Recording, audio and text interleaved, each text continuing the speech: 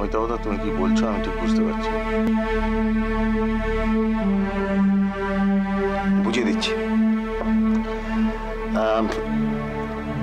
আমি আসলে তোমাকে লাখোটিয়ার কেসের ব্যাপারটা বলছিলাম। তুমি নিশ্চয়ই জানো যে তোমার দুই দাদাই এই কেসটা হ্যান্ডেল করছে। আসলে আমি এই কেসটা নিয়ে একটা সিরিজ বার করতে চাইছি পরপর কয়েকদিন। আর আমি যত জানি যে এই কেসের ডেভেলপমেন্টটা ভেরি ইন্টারেস্টিং। তোমাকে ইমিডিয়েটলি কাজে নেমে পড়তে হবে। এই ধরনের একটা ইনভেস্টিগেটিং রিপোর্ট আমাদের কাগজের পক্ষে খুব খুব জরুরি। আর এই ইনভেস্টিগেশনটা তোমার বাড়ি থেকেই শুরু করা দরকার। হ্যালো, আমি তো বললাম একটা জরুরি মিটিংয়ে আছি। হ্যাঁ, ও সরি, অন্য 1 মিনিট। হ্যাঁ,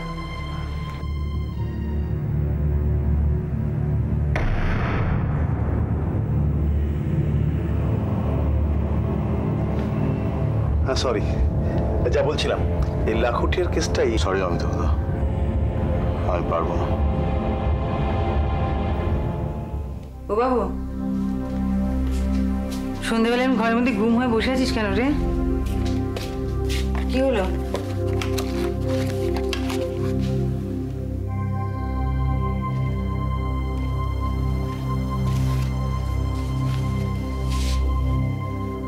আরে বাবা, তো ভাবিস না তো, একটা না একটা কিছু ব্যবস্থা ঠিক হয়ে যাবে দেখিস। আচ্ছা, দেশে আইন কানুন বলে কিছু আছে তো নাকি?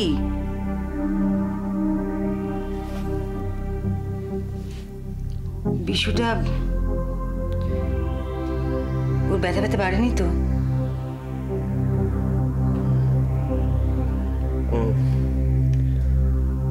মা, তোমার সঙ্গে আমার কিছু জরুরি কথা আছে।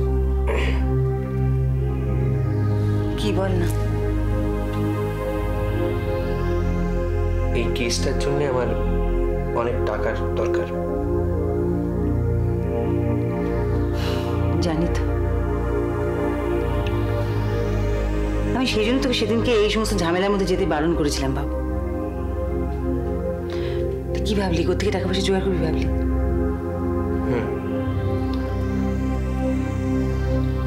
ফিক্সড ডিপোজিটটা ভাঙতে হবে। কি?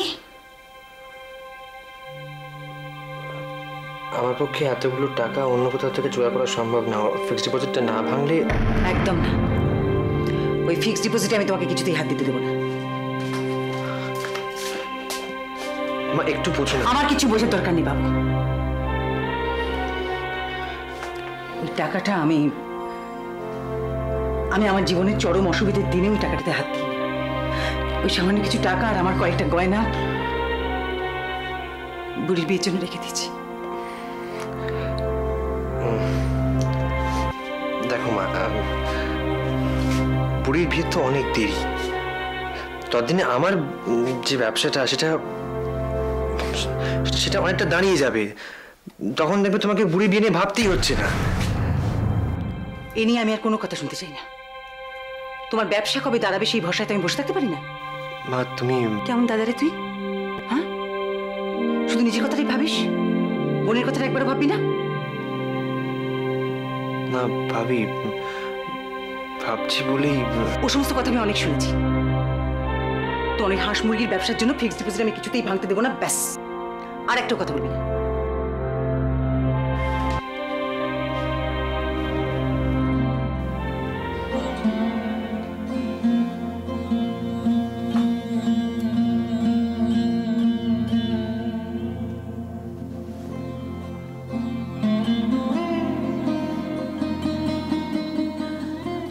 ও বাবু, তুই নিজে একবার ভেবে দেখ, ওই তো মাত্র কয়েকটা টাকা সম্বল। মা, আমি জানি।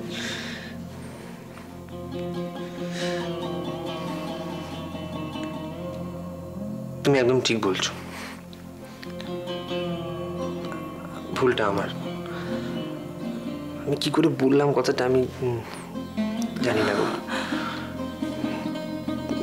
ভেবো না ওটাতে হাত পড়বে না।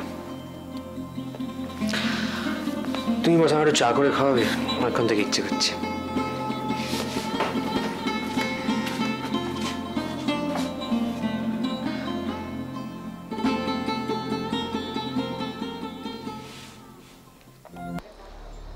পারবে না কেন? পারবে না কেন? অমিতাভ দা, আমার পরিবার এই মামলাটার সাথে ইনভলভড, আমি কি করে বলো তো? আর সেই জন্যই তো তোমাকে বলছি। তুমি বুঝতে পারছো না, আমি তো নিরপেক্ষভাবে কাজটা করতেই পারবো না। তুমি বিক্রম বা রজত ওদের কাউকে বলো না, ওরা ভালো করে দেবে। কে ভালো করবে না করবে সেটাই ভালো করে বুঝি রনু, আর সেই জন্যই আমি তোমাকে বলছি তুমি ভালো করে কাজটা করতে পারবে। অমিতাভ দা, তুমি আমার পজিশনটা বুঝতে পারছি তুমি তোমার ফ্যামিলির প্রবলেমের কথা ভাবছো, তাই না? কিন্তু ভুলে যাও না, এই মামলায় তোমার দুই দাদা কিন্তু পরস্পরের বিরুদ্ধেই লড়ছেন। তারা তো কিছু ভাবেননি। আচ্ছা রনো, তুমি না বলতে কাজের জায়গায় কোনো কম্প্রোমাইজ করা উচিত না, ভুলে গেলে? আচ্ছা অমিতাভ দা, আমাকে একটা কথা বলো, এটা আমার কাছে কোনো মতে পরিষ্কার হচ্ছে না। এই যে পুরো ব্যাপারটা, এটা তো সেটেল হয়ে গেছে, শ্রমিকদের সাথে ব্যাপারটা সেটেল হয়ে গেছে, মামলাটা মিটে গেছে, তাহলে আবার কেন, মানে আবার কেন তুমি লেখাটা বার করতে চাইছো? বার করতে চাইছি এই কারণে যে এর মধ্যে এমন কিছু ঘটনা আছে যেটা আমি জানি, তুমি জানো না। সেটা কি? এই লাখোটিয়াদের কম্পেনসেশনের গল্পটা শ্রমিকরা মেনে নেয়নি। এ নিয়ে তাদের মধ্যে অনেক ক্ষোভ, অসন্তোষ রয়েছে। টাকা দিয়ে শ্রমিকদের মুখ বন্ধ করা যায়নি। আমি এই কথাটাই মানুষের সামনে তুলে ধরতে চাইছি, বুঝতে পেরেছ? ঠিক আছে রণব, আমি বুঝতে পারছি তোমার একটু অসুবিধে হচ্ছে। তুমি দু একদিন সময় নাও, ভাবো, তারপর আমাকে জানিও। কিন্তু আমি চাই তুমি লেখাটা লিখো। আমি কথা দিতে পারছি না অমিতাভ দা, প্লিজ আমাকে একটু সময় দাও, আমি তোমাকে কদিন ভেবে নিয়ে তারপর জানি। ঠিক আছে রনু, আমি তোমার সিদ্ধান্তের অপেক্ষা রইলাম।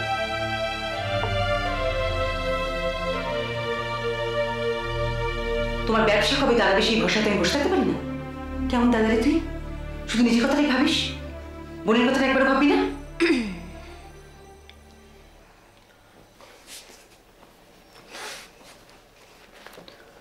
তুই বেরোচ্ছিস? প্লিজ জিজ্ঞেস করতে আমি করিস না, এখন কোথায় যাচ্ছি, কেন যাচ্ছি ইত্যাদি। না, আমি জানি তুই কোথায় যাচ্ছিস। কোথায় যাচ্ছি? শোন না,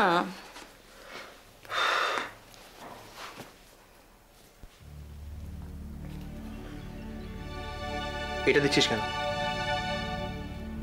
তোর টাকার দরকার আমি জানি, সব শুনেছি। তাই এটা দিয়ে?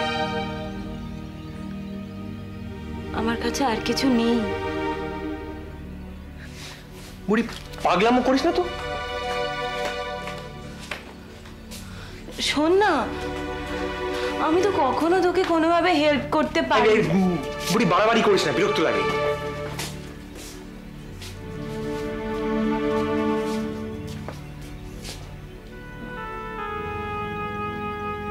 তোকে একটা কথা কিন্তু বলা হয়নি, জানিস তো কি সমস্যায় পড়েছি না।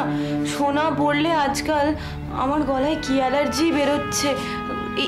এখন নেই, কিন্তু লাল লাল গোটা গোটা, সবাই না আমাকে হাসাহাসি করে, ভাল লাগে না তো। মানে তুই কি চাস না? মানে আসলে আমি তো এটা কোনোদিনই পড়তে পারবো না, এত অ্যালার্জি বেরোচ্ছে না, কিন্তু তোর কাজে লাগবে বল।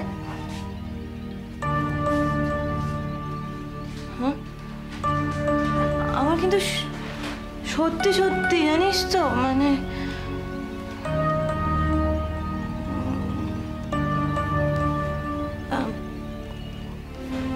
চেনটা তোকে বাবা দিয়েছিল না?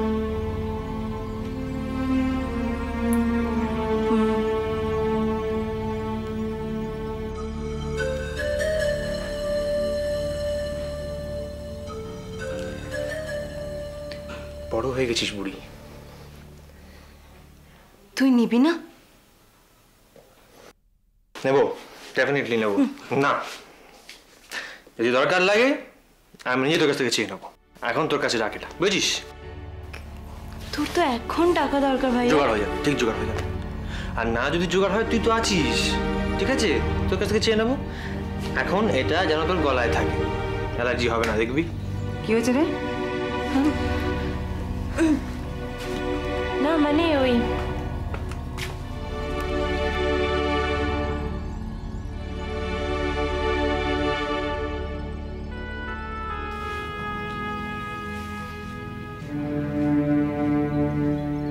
কি হয়েছে বুড়ি, কি বলছিল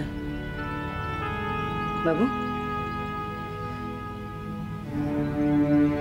কি হলো, কথা বলছিস না যে? কি বলছিল ও?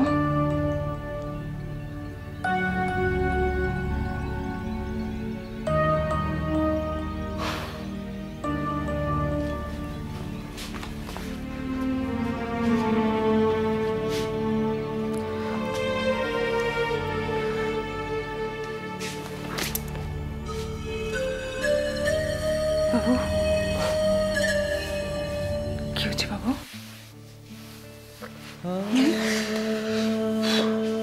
ভালোবেস তোমার মেয়েটা।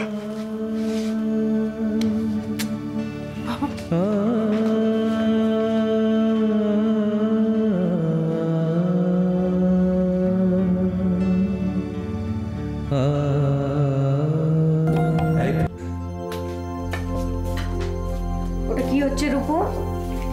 মাংসটা সরিয়ে রাখলে কেন? মাংসটায় না একটুখানি বেশি নুন পড়ে গেছে, তাই জন্যে। আর কি হচ্ছে? খেয়ে নাও। আমার পেট ভরে গেছে তো। ও, এর মধ্যে পেট ভরে গেল? আমার পেট তো অনেক ছোট তোমাদের থেকে, আমার এত জায়গা পাবো কোথা থেকে? মোক্ষম জবাব দিয়েছি কিন্তু। ওর মা এলেই বুঝবে। খেয়ে নাও, দুষ্টুমি করবে না একদম। হারান, পায়েসটা নিয়ে আয়। তোমার একটা দি। না না, একদম না, একদম না। মারবে নাকি? দুদিন কাজের প্রেসারে আমি জিমেই যেতে পারিনি। এত পরোটা খেলে মারা পড়বো। একটা খেলে কিচ্ছু হবে না। ও মা, রূপুর খাওয়া হয়ে গেল নাকি? হ্যাঁ? না না, এই তো সবে খেতে বসলো। ও, আমি ওই রূপুর জন্যে পটল দোরমা করে নিয়ে এসেছি। ও তো খেতে ভালোবাসে। তুমি আবার হাঁটুর ব্যথা নিয়ে এসব কেন করতে গেলে রাঙা পিসি? দূর বাবা, এ তো আমার নিত্য সঙ্গী। যেদিন মরবো সেদিন আমার সঙ্গে যাবে। তোমার এই বাজে কথা বলা কখনো বন্ধ হবে না, না?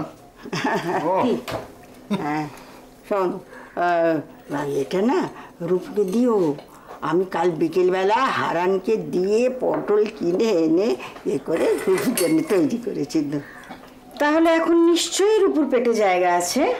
হ্যাঁ, আমি জানতাম তো, তাই জন্যই পেটে একটুখানি জায়গা রেখে দিয়েছি।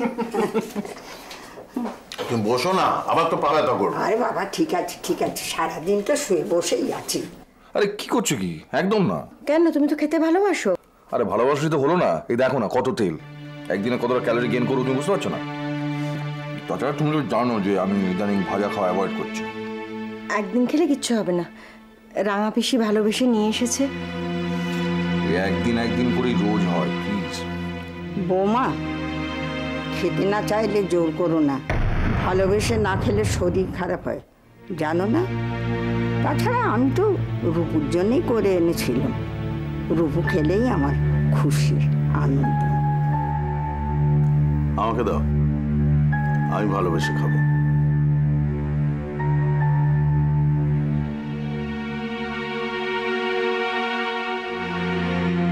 আমি একটা জিনিস কিছুতে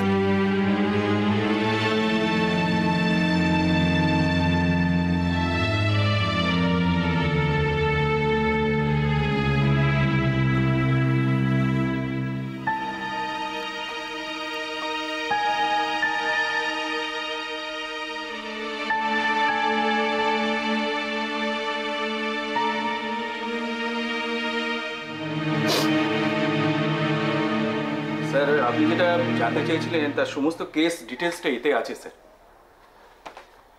আর আপনার সোমবারের শিডিউলটা মোটামুটি এরকম: সকাল 9টায় একটা মিটিং আছে, তারপর লাঞ্চ, বিকেলে মিস্টার সেইন আসবেন আপনার সঙ্গে দেখা করতে। তোমার কি মনে হয় who's a better player, Inzamam না সচিন? হ্যাঁ, ক্রিকেট দেখো না? ক্রিকেট হ্যাঁ দেখি স্যার, কিন্তু ক্রিকেটের মধ্যে একটা, শুধু ক্রিকেট কেন, যে কোনো খেলার ভেতরেই একটা যুদ্ধ যুদ্ধ ব্যাপার আছে।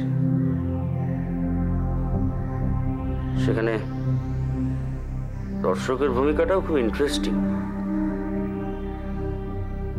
যুদ্ধে আছি অথচ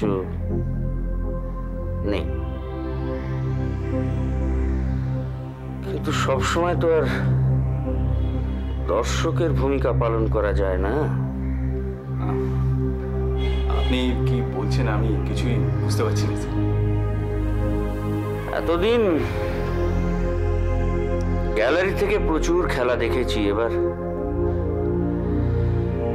এবার ভাবছি একটু খেলব।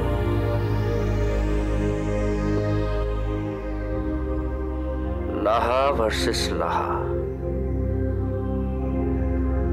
এই মামলার সমস্ত খবরাখবর আমার চাই। I just want to know who is the better player. তারপর ডিসাইড করব আমার ভূমিকাটা কি হবে। কিন্তু আমি যতদূর জানি কেসটা তো শেষ হয়ে গেছে স্যার। শেষ? সবে তো শুরু। ভালো করে খবর নাও, বহুদিন বাদে একটা ভালো পিচ পাওয়া গেছে, জমিয়ে ব্যাট করতে হবে না?